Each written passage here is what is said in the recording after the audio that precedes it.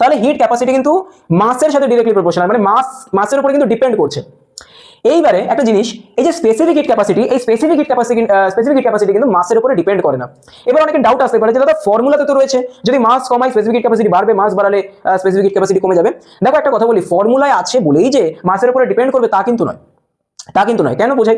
দেখো এটা একটা ধরো 10 কেজির বডি, ওকে, এই যে 10 কেজির বডিটার আমি কি বলছি স্পেসিফিক হিট ক্যাপাসিটি মানে কি, এটি স্পেসিফিক ভ্যালু। তার মানে এই 10 কেজির বডিটার টোটাল বডিটার আমি যদি টেম্পারেচার 1 ডিগ্রি সেন্টিগ্রেড বাড়াতে যাই তাহলে যতটা এনার্জি প্রয়োজন সেটা হচ্ছে হিট ক্যাপাসিটি।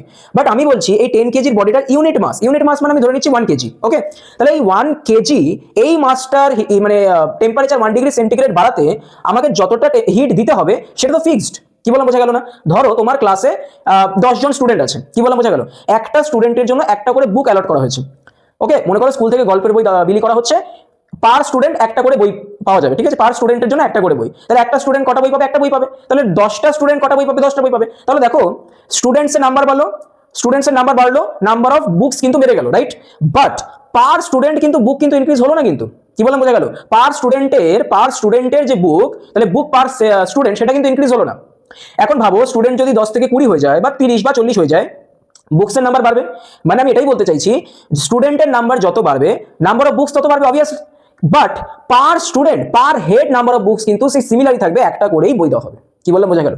তার মানে 1 কেজির একটা ইউনিট মাসের টেম্পারেচার 1 ডিগ্রি সেন্টিগ্রেড বাড়াতে হিট যতটা প্রয়োজন সেটা একটা ফিক্সড ভ্যালু। এবার এই 1 কেজির মাস তুমি অ্যাড করতে করতে তুমি 10 কেজি যদি করে নাও তাহলে হিট সেই অনুযায়ী বাড়বে, যদি 20 কেজি করে নাও হিট সেই অনুযায়ী বাড়বে। তার মানে আমরা একটা জিনিস দেখতে পাচ্ছি, মাস যদি ডবল হয় তুমি মাসটাকে ধরে নাও নাম্বার অফ স্টুডেন্টস, এবং এটা হচ্ছে নাম্বার অফ বুকস। তার মানে নাম্বার অফ স্টুডেন্টস যদি বেড়ে যায় নাম্বার অফ বুকস কি হবে? বেড়ে যাবে। তাহলে আগে ধরো একটা স্টুডেন্ট ছিল, কটা বুক লাগছিল? একটা বুক লাগছিল। এবারে যদি 10 জন স্টুডেন্ট হয় তাহলে কটা বুক লাগবে? 10টা বুক লাগবে। তাহলে আলটিমেটলি উপরের 10 আর নিচের 10 কেটে যাবে, আলটিমেটলি রেশিওটা তোমার সেম থাকবে। কি বললাম বোঝা গেল কিনা? তার মানে পার ইউনিট মাসের যে হিট সেটা কিন্তু ফিক্সড থাকবে, মানে আমাদের রেশিও কিন্তু কোনো চেঞ্জ হবে না। তার মানে মাস যদি চেঞ্জ হয় তাহলে হিটও কিন্তু চেঞ্জ হবে, মাস যদি ডবল হয়ে যায় রিকোয়ার্ড হিট কিন্তু ডবল হয়ে যাবে। কি বললাম বোঝা গেল? তাহলে সেক্ষেত্রে আমাদের রেশিওটা কি থাকবে? সেম থাকবে।